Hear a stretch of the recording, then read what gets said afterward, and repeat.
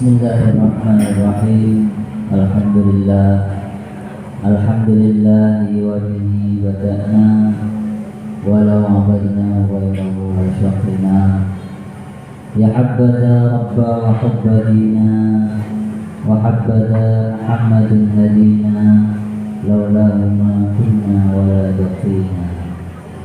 Wassalatu wassalamu ala nabiyyina Sayyidina wa maulana Muhammad wa ala alihi wa ashabihi ajma'in at-tahirin. Rabbi shrah li sadri wa yassir li amri wahlul 'uqdatam min lisani yafqahu qawli. Subhanaka la 'ilma lana illa ma 'allamtana innaka antal 'alimul hakim. Amma yang kami muliakan Ketua Yayasan Pondok Pesantren Sa'adatul Abadiyah Awal Bungkal DG Manamrawi SPDI Masagri. Yang muliakan pengasuh Pondok Pesantren Sa'adatul Abadiyah DG Syamsi SPDI, para asatidz, ustazah Pondok Pesantren Sa'adatul Abadiyah, para alumni yang hadir pada siang hari ini, serta santriwan santriwati. Setiap datang ke pesantren seperti ini, selalu saya mengamati apa yang bisa saya bawa pulang, apa hikmah yang bisa saya ambil, lalu nanti saya kembangkan. Jadi ya istilahnya saya nyuri-nyuri ilmu dari para kiai ini kan, dari pesantren Sa'adatul Abadiyah, kebahagiaan yang abadi. Semuanya pengen bahagia ya kan? Saya jadi ingat kalau nama ini jadi ingat salah satu yang diijazahkan oleh Kiai Hana kepada kami adalah Wirdus Sa'adah, wirid kebahagiaan. Mungkin di sini ada yang pernah dikasih ya. Wirid kebahagiaan itu ada dalam beberapa kitab, tapi istilahnya itu dibuat oleh Kiai Hanan Maksum Kewakian ya, Kediri.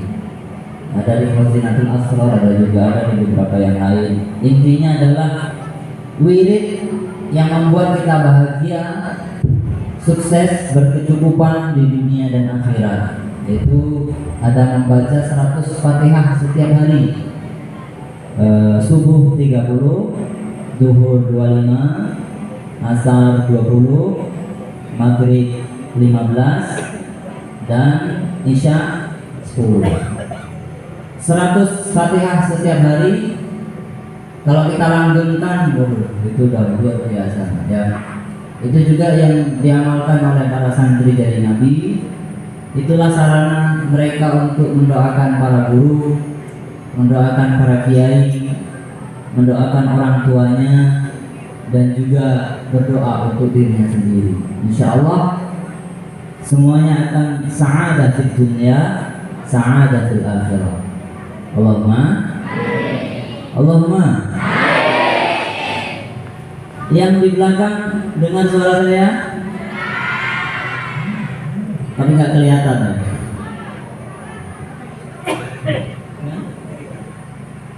Kalau berdiri capek pak saya nanti ya. Makin kelihatan kecilnya nanti kalau saya berdiri. Hadirin yang berbahagia, untuk para santri dan para alumni, mohon perhatikan saya baik-baik karena saya tidak lama-lama. Tapi saya sudah siapkan door prize buku karya kami. Insya Allah ada 6 buku sebenarnya, tapi tadi Pak Kiai Syamsi minta request 1 buku khusus untuk adik beliau ya, untuk hadiah ya. Oke. Judulnya apa Pak? Bisa hamil dalam 40 hari.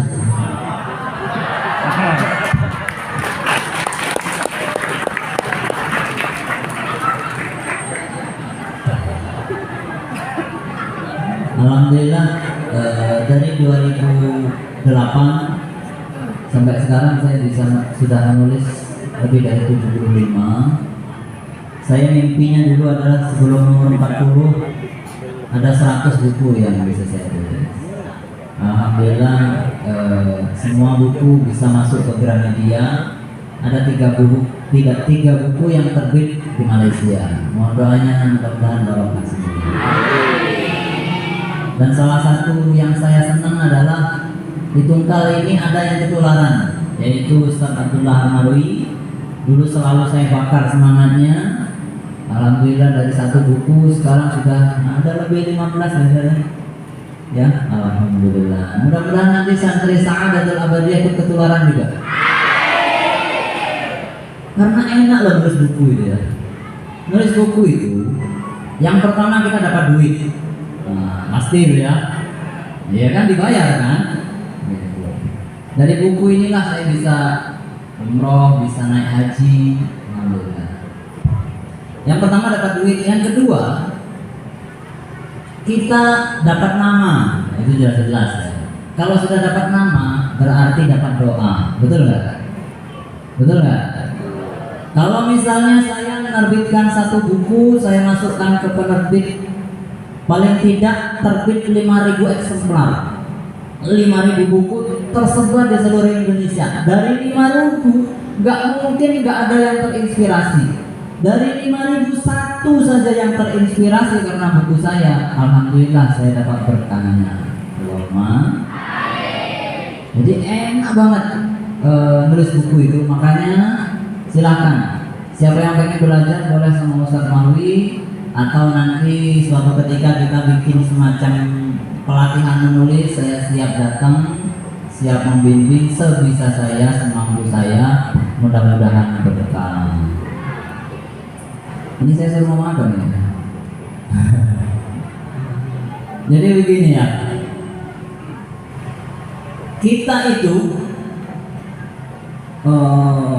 saya cerita sedikit lah tentang jadi nabi gitu ya. Tadi sudah disampaikan oleh Ustaz Abdullah Al-Marwi, kami mendirikan Jari Nabi itu pada tahun 2011. Jari Nabi itu berdiri terinspirasi dari guru saya. Dari guru saya di pondok dulu di Jawa Timur, pondok saya yang pertama dari muda itu, ada salah satu guru PNS. Karena PNS beliau itu bisa nyumbang tenaga untuk ngajar itu cuma hari Minggu. Karena itulah hari libur dan beliau tidak mau dibayar. Pada saat itu Pak Ustadz itu, guru saya ini yang hanya ngajar seminggu sekali ketemu saya, beliau ini cerita. Kata beliau, saya ini bisa punya ilmu, bisa jadi PNS, bisa ya lumayan berhasil lah. Itu karena dulu ditolong orang. Maka sekarang kemudian saya nolong orang, kata beliau. Maka beliau sepanjang hidupnya itu ngambil anak, beliau punya anak, tetap punya anak, dikuliahkan juga sampai kuliah. Beliau itu ngambil anak, baik anak yatim ataupun tidak mampu, beliau ambil, sekolahkan sampai lulus, carikan kerjaan, lalu baru dilepas. Ambil lagi, begitu terus berputar-putar, bergiliran. Kata beliau ini yang paling nancep di hati saya ketika itu. Kata beliau, setiap lebaran tiba, ini anak-anak angkat beliau ini datang ke rumahnya untuk silaturahmi lebaran dengan anak-anaknya, jadi cucu-cucu angkat beliau. Saat itu rumah itu jadi ramai, kata beliau. Dan ketika itu, ini beliau ngomong yang mempengaruhi betul ke saya. Saat itu katanya kebahagiaannya enggak terlukiskan, enggak terbayarkan, enggak bisa diuangkan. Senangnya melihat cucu-cucu angkatnya itu diramai di rumah. Maka itu kemudian membekas betul di hati saya, membekas betul di pikiran saya, sehingga saya berjanji, saya berniat nanti kalau saya sudah pulang dari pondok, di rumah nanti saya akan bikin juga kayak gitu. Sehingga tahun 2029 Desember 2009 saya pulang ke Sabah. Di bulan-bulan pertama yang kami lakukan dengan istri adalah, saya sudah punya istri dan punya 2 anak ya. Ini kode etik yang harus saya sampaikan. Tapi kalau nggak kayak gini nanti istri saya marah. Daripada nanti ada ibu-ibu yang minta nomor HP, mau dijodohkan sama anaknya atau cucunya, nah, kan repot, ya, ya Bu ya. Karena saya sudah sering begitu. Waktu naik haji tahun 2016, kawan-kawan sekamar itu tidak ada yang percaya kalau saya sudah nikah atau sudah punya anak. Ustaz, nanti saya sama anak saya. Ustaz, nanti sama cucu saya gitu. Akhirnya saya video call, tunjukin anak dan istri. Alhamdulillah saya sudah punya 2 anak 1 istri, bukan sebaliknya ya. Jadi walaupun saya ini badan masih seperti anak kelas 2 SMP, tapi saya sudah punya 2 anak. Alhamdulillah. Jadi di bulan-bulan pertama saya dengan istri itu kemudian mencari anak yatim. Dapatlah 4 orang anak. Itu satu keluarga yang dulu guru MI saya, guru madrasah ibtidah saya yang meninggalkan 4 orang anak dan 1 istri. Saya tidak berani ngambil ibunya, saya beraninya ngambil anaknya. Kalau ibunya saya serahkan yang senior-senior di samping saya itu kalau mau ngambil ya. Enggak ada yang nggak paham nih. Jadi alhamdulillah dari 4 anak itu kemudian kita inilah gitu kan, kita bantu pendidikannya dan seterusnya. Berjalan sekitar 1 tahun, saya sama istri kemudian berpikir kita sebagai mahasiswa, apalagi pendidikan matematika ya.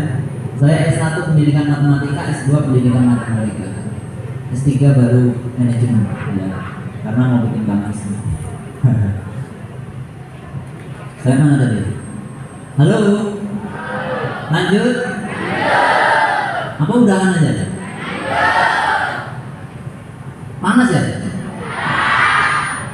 Saya lebih panas pakai jas ini, apalagi kayak ini juga nih. Sudah kulitnya tebal, tambah jasnya tebal juga. Wassalamualaikum Muhammad. Jadi 1 tahun kemudian saya berpikir sama istri, kalau kita cuma berdua saja, mungkin sedikit anak yang bisa dibantu. Maka kemudian saya berpikir sama istri untuk bikin komunitas, organisasi, kira-kira gitulah. Berpikirlah kemudian, maka kami kemudian terinspirasi dari hadis anak wakaf yatim fil jannati. Pernah dengar hadis ini ya? Aku dan penyayang anak yatim nanti di surga seperti 2 jari ini. Coblos nomor 2. Seperti 2 jari ini. Makanya saya waktu foto-foto saya haji itu semuanya kayak gini. Semuanya kayak gini. Pikirannya mau coblos apa? Apa aja tuh? Apa ya? Jadi terinspirasi dari hadis itu jari ini, gitu kan kata Nabi ya. Seperti 2 jari ini, maka kemudian saya sambung-sambungkanlah namanya jadi jari Nabi. Jari Nabi itu kalau dulu saya panjang-panjangkan jamaah pencinta anak yatim dan orang miskin gitu. Jadi berdiri organisasi itu, komunitas itu, kemudian saya buat gerakan. Kita ini anak-anak muda ini kan biasanya kreatif gitu ya, bikinlah gerakan namanya sedekah durian. Apalagi nih, sedekah durian itu sedekah 20.000 setiap bulan. Lalu saya pokoknya error ya. Kita mumpung masih muda ini kreativitasnya dikuatkan. Alhamdulillah kemudian dari gerakan itu setiap bulan kadang-kadang dapat 1 juta, kadang-kadang dapat 2 juta. Saya kontak kawan-kawan di Jogja, di Jawa Timur, di mana-mana, lewat Facebook, lewat media sosial, kumpul beberapa uang, lalu dia sering nyari lagi anak-anak yang tidak mampu, yang pengen mondok. Pokoknya syaratnya dia mau ke pesantren gitu. Jadi dulu saya bawa ke pesantren Al-Islam. Sudah terus tiap bulan makin banyak sampai 5 tahun kemudian tahun 2016 ayah ketika itu masih ada. Ayah kemudian menyarankan kepada kami untuk bikin tempat sendiri karena kami sentuhannya berbeda gitu ya. Jadi kami hafal Quran terus ini, sementara di pondok itu kan ternyata enggak gitu ya, programnya salafiyah. Dan oleh ayah disarankan untuk bikin sendiri, maka kemudian saya bikin di Al-Wahid gitu. Jadi dari pondok itu masuk ke dalam lagi, lebih ke dusun lagi.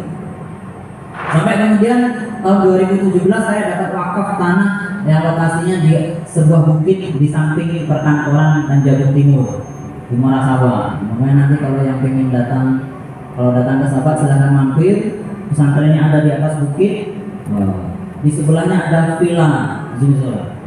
Jadi di Tanjung itu ada dua bukit yang tinggi. Satunya adalah bukit milik almarhum Pak Zulkifli Nurdin, satunya adalah bukit Jari Nabi. Makanya bukit itu saya beri nama Bukit Quran Sabah. Bukit Quran Sabah.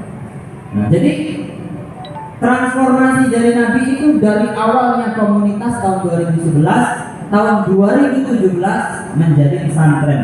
Saat menjadi pesantren itu kemudian kami buka untuk umum, tetapi yang anak-anak, khusus anak-anak yatim dan yang tidak mampu tetap kita support, tetap kita kasih beasiswa penuh. Tapi saya tidak berani woro-woro, saya tidak pernah buat di brosur ya, karena saya tidak ingin apa istilahnya dia menjual anak yatim ya. Jadi itu anak-anak kita berbaur. Jadi saya anggap kamu kalau yang tidak punya orang tuaku adalah ayahnya gitu ya. Ayah orang tua kalian adalah ayahnya gitu. Jadi mereka kita berbaur sebagaimana biasanya, tidak pernah saya woro-worokan, tapi siapapun yang mendaftar kok dia anak yatim free gitu ya. Kami juga mencari gimana. Jadi artinya apa, Bapak Ibu, saudara-saudara hadirin sekalian yang berbahagia? Alhamdulillah, dari niat untuk membantu pendidikan tadi itu, kemudian Allah memberi jalan karunia kepada kami mendapat tempat yang strategis di tengah kota, di sebuah bukit. Sekarang total lahan kami ada 7 hektar yang diloloskan. Alhamdulillah. Alhamdulillah 2017 berdiri, sekarang sudah ada SMP, ada SD, dan ada SMA. Tahun ini alhamdulillah berdiri Sekolah Tinggi Agama Islam Jari Nabi. Alhamdulillah. Alhamdulillah. Saya bilang kepada para asatidz dan keluarga besar, para santri-santri semuanya, saya ingin kampus ini nanti seperti Al-Azhar, seperti Sudan. Kenapa begitu? Kita lihat Mesir, Sudan itu negara miskin, terutama Sudan. Sudan itu perang, paceklik, orangnya hitam-hitam, tempatnya gersang, miskin. Kok bisa dia memberi beasiswa kepada mahasiswa-mahasiswa dari seluruh dunia, termasuk dari Indonesia? Ustaz Abdul Somad beasiswa di Sudan, ya kan? Termasuk Kiai Zainul Arifin yang di Jambi.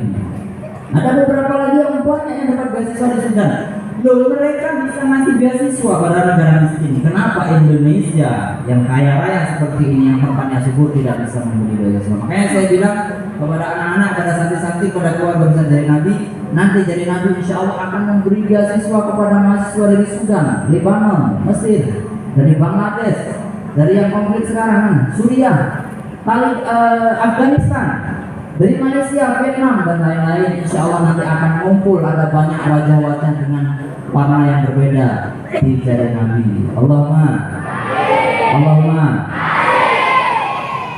Jadi kita itu diberi pikiran yang tidak terbatas oleh Allah. Maka kita harus berpikirnya juga tidak terbatas, karena semuanya itu didukung, semuanya itu diwujudkan oleh yang Maha Besar gitu. Kita memang kalau kita nggak punya kekuatan apa-apa, tapi kalau kita bersandar, niatnya minta pertolongan kepada Allah, niatnya untuk mencari ridha Allah, nanti Allah yang akan mewujudkan. Allahumma.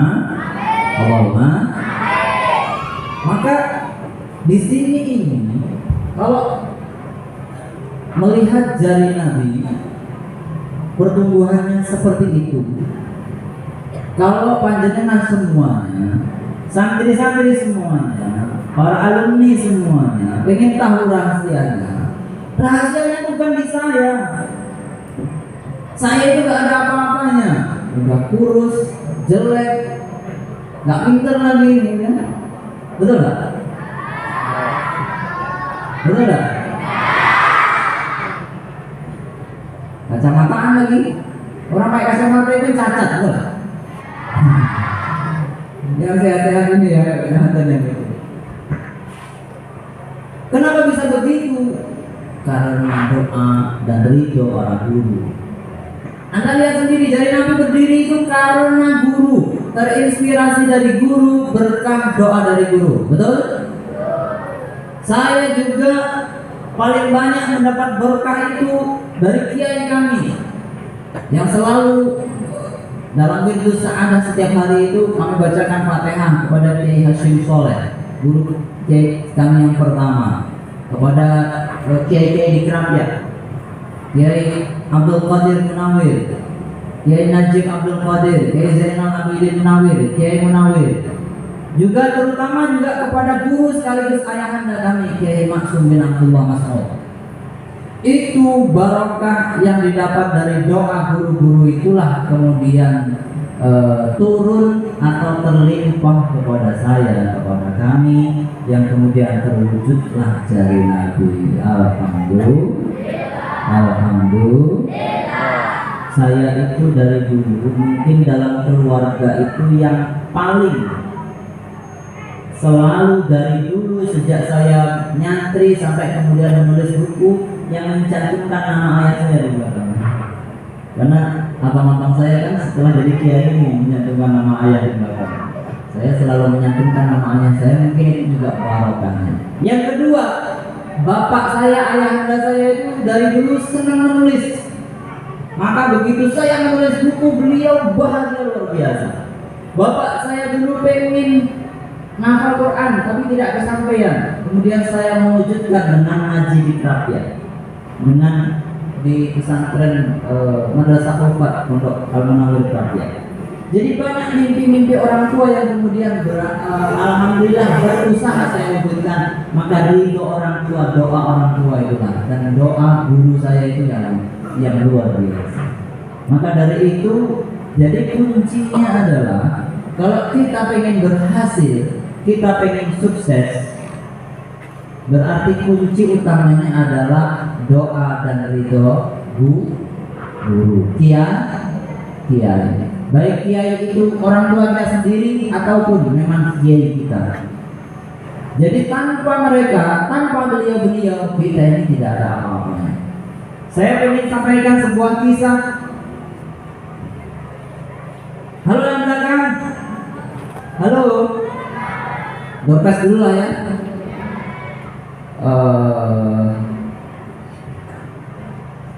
Ini teknisnya gimana ya jauh-jauh? Kalau ada doorpress pertanyaan ini gimana teknisnya jauh-jauh itu? Bisa, ada mikrofon di belakang. Ya, ada panitia di belakang ya. Oke. Baik, untuk santri bisa untuk mempersiapkan pertanyaan untuk sesi pertama, nanti satu dulu putra, satu putri. Nanti akan diberi doorpress oleh gitu ya. guru kita. Jadi lanjut. Kita lanjut dulu ya. Allahumma sholli ala Muhammad. Saya kok nggak kelihatan yang dulu. Oke, saya berdiri ya. Berdiri aja loh. Izin. Shallu ala Nabi Muhammad. Kiai Hashim Ash'ari itu adalah murid Kiai Khalil Bangkalan. Betul? Pendiri NU adalah murid Kiai Khalil Bangkalan. Betul? Ada yang pernah ziarah ke makam Syekhona Khalil? Pernah ya? Ziarah wali sama kemarin ya? Oke. Jadi suatu hari Kiai Khalil ini nampak agak murung wajahnya. Lalu Kiai Hashim sebagai santri mendekat kepada Kiai, ada apa gerangan? Kok Kiai kelihatan bersedih? Kata Kiai, ini cincin emas ibumu atau kalung emas ibumu itu jatuh ke dalam lubang WC. Wah, cincin cincin emas ibumu, maksudnya ibumu istri Kiai Khalil, punyaimu gitu ya, jatuh ke dalam lubang WC ya, sepiteng kalau kita sekarang. Lalu ke dalam situ, jadi ibumu tadi uring-uringan, marah-marah. Oh ya, baik Kiai, langsung ketika itu Kiai Hashim Ash'ari itu langsung nyemplung ngubuk-ngubuk WC, mencari cincin bunyai. Ngubuk-ngubuk, wah ini udah tarik semua. Pokoknya ini sudah kotoran semua, udah masuk ke dalam, ketemulah cincin bunyai. Alhamdulillah. Langsung diberikan kepada bunyai, bunyainya senangnya luar biasa. Kenapa bisa begitu? Ini artinya apa? Ini saking hikmahnya luar biasa. Demi menyenangkan hati kiainya, apapun dilakukan, yang penting tidak melanggar syariat. Cerita yang mirip adalah Kiai Arwani ketika itu sedang mondok pada Kiai Hamid, kalau tidak salah, saya Pancoran ya. Ketika itu sama mirip ini. Jadi sama-sama juga cincinnya hilang. Jadi ketika itu 3 santri dipanggil oleh kiainya, salah satunya yang dipanggil adalah Kiai Arwani. Sini. Ada 3 orang santri datang. Ketika itu, Pak Yai, ini ada kalung emas bunyai jatuh ke dalam ke dalam septic tempat air, ya. Tempat kotoran manusia, tempat ini. Nah, lalu kemudian santri 3 ini sama-sama siap Kiai.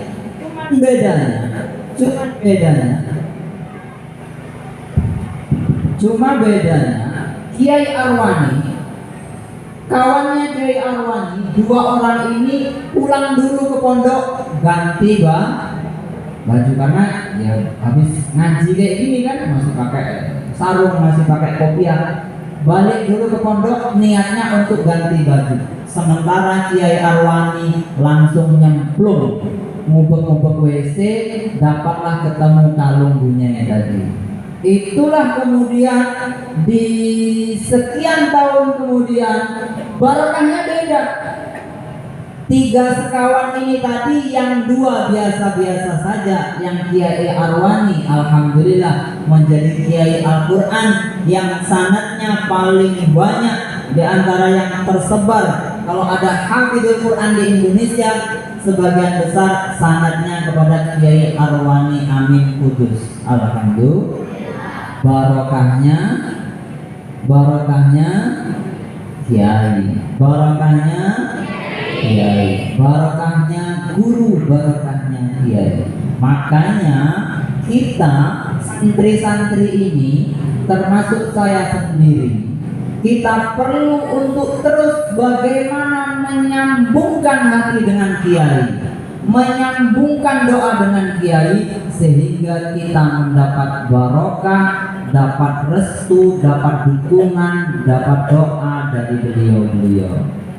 Maka tadi di makalah itu sudah saya sampaikan, Imam Suyuti menyampaikan dekah ada 5. Sudah dibaca ya? Nah, kepada saudara, kepada sudah ada? Sudah kan? Kepada orang yang mampu, kepada orang yang tidak mampu, kepada saudara, kepada orang tua, dan yang atas yang tertinggi adalah kepada orang alim dan faqih, kepada guru-guru kita, kepada kiai-kiai kita. Itu adalah sedekah yang paling utama, yang paling besar pahalanya kalau dihitung pahala menurut Imam Suyuti. Saya juga bahasakan, istilahkan ada asuransi anak. Nah, ini juga teori yang dilakukan para kiai. Yang pertama tadi, kita sendiri ternyata juga bisa kita lakukan untuk keturunan-keturunan kita. Itu saya contohkan, dan banyak sekali kiai-kiai yang model seperti itu. Bagaimana para kiai itu bersedekah, niatnya supaya anaknya, keturunannya jadi solih, termasuk Bang Munawir. Bang Munawir itu kisah nyata. Bang Abdullah Rosyad dulu itu mondok gak berhasil, mondok gak bisa-bisa. Akhirnya beliau pulang. Ketika itu di jalan ketemu orang, konon katanya itu Nabi Khidir.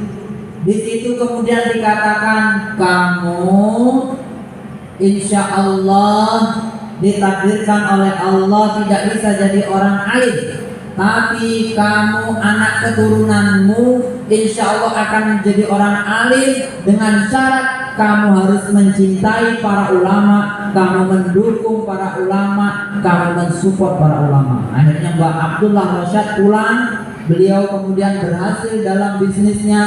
Setelah itu beliau membiayai, membantu, mensupport para ulama, sehingga barokahnya anak beliau yang namanya yang masyhur dengan nama Kiai Muhammad Munawwir itu kemudian menjadi orang alim, menjadi maha guru Quran, termasuk gurunya Mbak Arwani. Jadi kalau sanad Quran Indonesia itu ke Mbak Arwani, lalu Mbak Munawwir, baru sampai ke Timur Tengah. Alhamdulillah. Maka dari itu ini kesempatan kita ngumpul semuanya di sini. Para alumni, para santri, para muhibbin Pondok Pesantren Sa'adatul Abadiyah. Mari kita satukan langkah bagaimana tersambung hatinya dengan pondok, bagaimana tersambung hatinya dengan Al-Maghfurlah Romo Kiai Iskandar Akbar, sehingga kita mendapat barokah. Caranya bagaimana? Caranya bisa beragam cara. Yang jelas sambungkan hati dengan terus-menerus mengirimkan doa Fatihah kepada beliau. Selanjutnya bersilaturahmi, menyambung persaudaraan dengan anak turun beliau, termasuk juga mensupport pondok yang telah beliau dirikan. Mudah-mudahan dengan demikian kita tetap tersambung barokah dari beliau. Allahumma. Jadi kita mikirnya jangan sampai pernah berpikir pondok butuh aku, pondok butuh dibantu oleh alumni. Enggak. Yang butuh untuk membantu itu kita, betul? Karena kita ini butuh berkah.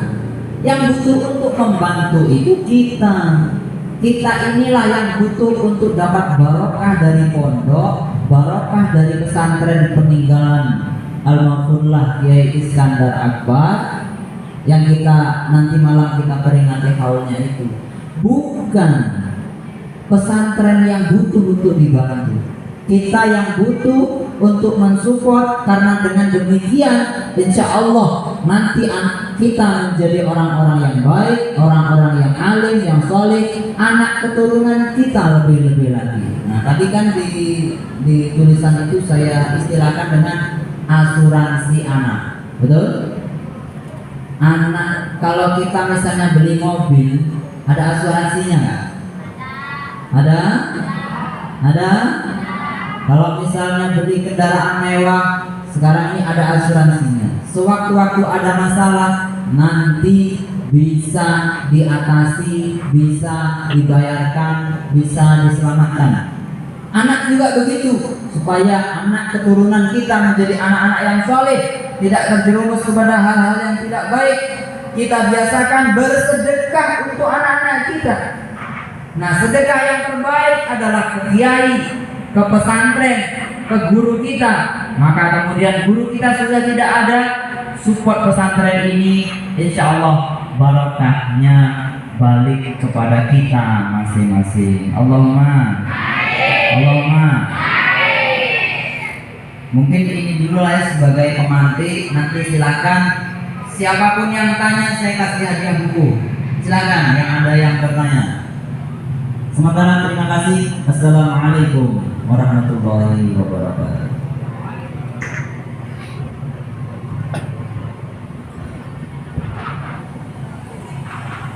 Baik, kita beri semangat untuk kita semua. Beri aplaus untuk pemateri kita pada hari ini. Alhamdulillah, beliau telah panjang lebar menyampaikan materi, memberikan semangat pada kita semua. Mudah-mudahan apa yang beliau sampaikan bisa kita pahami. Dan untuk sesi berikutnya, ini ada sesi tanya jawab. Kami persilakan kepada santri putra, boleh, santri putri. Nanti boleh juga perwakilan dari alumni, juga ada Mas Tamami yang baru datang. Alhamdulillah, jawab dia. Kemudian dari para asatidz juga kalau ingin bertanya kami persilakan, dan berpres disiapkan berapa? Ada 5. Ada 5. Baik, kami persilakan untuk santri terlebih dahulu. Silakan. Yang ingin bertanya santri putri dulu. Boleh ada mikrofon saya? Ya. Pokoknya itu namanya. Bagaimana menerapkan kebiasaan di pondok supaya bisa diterapkan di rumah, gitu ya? Ya terapkanlah. Iya kan? Bagaimana cara menerapkan? Ya terapkan aja. Sama kadang-kadang saya itu ada pertanyaan, gimana cara menghafalkan Al-Quran? Ya hafalkan lah. Gimana cara menghafalkan Imdili? Ya hafalkan. Apa lagi? Gitu kan? Ya, jadi maksudnya adalah berusaha menerapkan di rumah seperti di pon. Saya itu biasanya kalau anak-anak liburan, saya pesan di antaranya adalah, kamu nanti kalau pulang, pura-puralah jadi anak yang baik. Iya. Biasanya kan kalau sama orang tuanya tidak sopan, pura-pura jadi anak baik, jadi sopan gitu. Biasanya dulu tidak pernah jamaah waktu baru datang, waktu masih di rumah, pura-pura jadi anak baik, datang jamaah. Nah, jadi lama-lama nanti akan terbiasa, didoakan orang tetangganya, kok baik banget ini ya, kok rajin banget ya, didoakan, insya Allah benar-benar jadi bang. Jadi tadi itu terapkan saja sebisanya, semampunya. Yang kedua tentang bagaimana cara untuk berperan terhadap pesantren, ya. Nah, itu. Jadi yang jelas, yang pertama untuk membawa nama baik pesantren, untuk membesarkan pesantren, kita itu sebagai santri ataupun alumni, itu yang jelas harus bisa menjadi duta pesantren. Di masyarakat, di rumah, dimanapun kita itu harus membawa, aku ini alumni Sa'adatul Abadiyah loh. Jadi harus menampilkan diri sebagai santri, sebagai orang yang baik, sebagai santrinya Mbah Yai Iskandar Akbar. Itu menjadi duta. Itu adalah promosi terbaik. Jadi promosi terbaik pesantren itu adalah santri yang pulang. Kalau santri yang pulang baik, alumninya hebat-hebat, bukan berarti harus menjadi orang besar, tapi alumninya jadi orang baik, senang bantu orang, sama orang tidak senang berantem sama tetangga, sama kawan, sering bantu. Itu nanti orang akan tanya, itu santrinya siapa itu? Itu alumni pesantren mana? Ini adalah cara kita untuk menjaga nama baik pesantren dengan menjadi duta, dengan menampilkan diri, aku ini loh alumni Krapia, aku ini alumni Darul Huda, aku ini alumni Jari Nabi, aku ini alumni Sa'adatul Abadiyah. Jadi harus menampilkan yang terbaik. Allahumma. Terus yang kedua, bagaimana kita memajukan pesantren, bagaimana kita untuk membesarkan pesantren. Caranya adalah dengan berkontribusi sebisanya, semampunya. Para alumni, para muhibbin, para pendukung, para pecinta Sa'adatul Abadiyah, silakan membuat gerakan-gerakan, membuat kontribusi bagaimana aku bisa ngasih sama pondok. Caranya bisa terserah macam-macam. Misalnya kalau ada brosur pondok, ini disebarkan di kampung masing-masing. Termasuk kalau misalnya ada anak yang mau mondok, diberi pertimbangan, ada pesantren Sa'adatul Abadiyah. Atau juga bikin gerakan para alumni, Pak Marwi dan kawan-kawan, bisa bikin gerakan untuk Sa'adatul Abadiyah, berkontribusi untuk pondok ini. Saya tadi iseng-iseng di jalan berpikir mungkin bikin semacam kayak infak bulanan untuk pesantren. Misalnya namanya insan, infak untuk Sa'adatul Abadiyah per bulan. Atau apalah, kasihlah nama apa gitu ya. Gerakan insan misalnya, infak untuk Sa'adatul Abadiyah per bulan. Terserah mau berapa, 5.000-an, mau ngasih 10.000, tapi rutin. Itu sebagai infak kita, sebagai sedekah kita. Niatnya adalah mudah-mudahan aku ikut berkontribusi ke pondok, ke kiai, kepada keturunan kiai, anak-anakku nanti jadi anak-anak yang soleh dan solehah. Allahumma, Allahumma. Jadi kalau kita bicara kontribusi, kita bicara sedekah, ini saya pikir semua orang sudah tahu kaifiahnya, apa keutamaannya. Di dalam Al-Quran sudah jelas disebutkan 2 kali lipat, 10 kali lipat, 100, 700 kali lipat. Masalul ladzina yunfiquna amwalahum fi sabilillah kamathali habbatin ambatat sab'a sanabila fi kulli sunbulatin mi'atu habbah. Wallahu yudhi'u man yasha'. Semuanya sudah tahu keutamaannya sedekah, apalagi sedekah kepada guru. Tapi kenapa semuanya kok berat untuk melakukan? Kenapa kok masih mungkin malu-malu? Nanti dikira sombong pula, gitu kan? Nanti dikira ria. Nggak usah mikir seperti itu. Pokoknya kontribusi semampunya. Gerakan insan tadi ya. Insya Allah ini akan kita implementasikan nanti untuk sebagai gerakan di pondok pesantren kita. Masya Allah, luar biasa. Kita berikan aplaus untuk beliau. Kalau ada yang bilang teriak, biarin. Pokoknya yang penting ini ngawali untuk gerakan itu ya. Alhamdulillah. Insya Allah nanti di share di mana-mana gitu. Kita ini kalau misalnya bikin gerakan, misalnya para alumni pas lagi nggak punya duit, kan punya Facebook, punya nggak? Halo, semua punya Facebook kan? Ya. Dia punya Facebook, istrinya punya Facebook, anaknya punya Facebook. Di situ ada gerakan namanya apa, rekeningnya ada, kontak personnya ada. Tinggal di share, ayo, siapa yang bisa sedekah? Gak usah banyak-banyak, 5.000 saja. 5.000, kalau yang sedekah 5.000 sudah berapa juta? Boleh bapaknya dibawa naik, nggak apa-apa, ini untuk awal saja kita masuk ke sana. Ibaratnya untuk pancingan. Ya, mudah-mudahan setelah ini nanti akan ada dapat dana untuk pembangunan pondok pesantren kita. Mudah-mudahan dari 350 ini dari 350 juta. Amin. Alhamdulillah. Shallu ala Nabi Muhammad.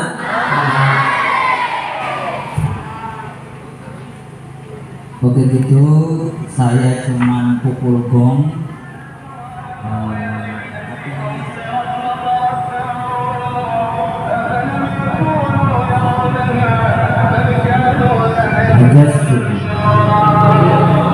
Al-Fatihah.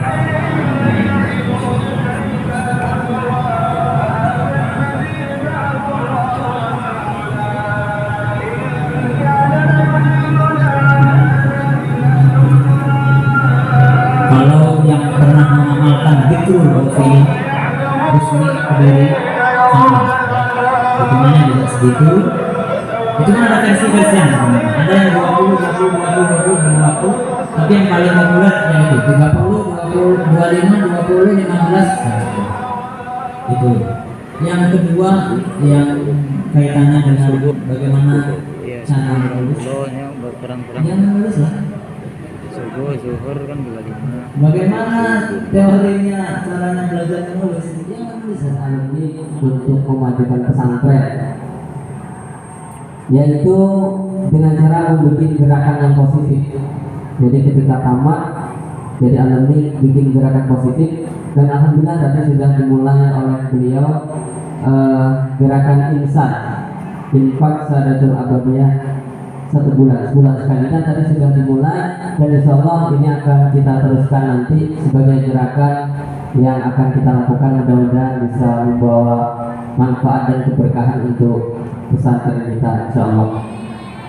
Kemudian yang ketiga dari guru kita Ustaz Haji Ahmad Ilyasa, beliau minta bagaimana minta doa dari pemateri kita bagaimana cara agar bisa tersambung kepada masayikh guru-guru. Jadi kata beliau, salah satunya adalah dengan cara membaca surah Al-Fatihah satu hari 100 kali. Ya, sholat subuh 30 kali, zuhur 25 kali, asar 20 kali, ba'da maghrib 15 kali, dan isya 10 kali. Insya Allah itu diantara solusi yang bisa dilakukan. Mudah-mudahan apa yang beliau sampaikan hari ini menjadi inspirasi bagi kita, menambah motivasi dan ilmu bagi kita untuk meraih kesuksesan kita di masa yang akan datang. Kita beri aplaus gak apa-apa sekali untuk menutup kita hari ini.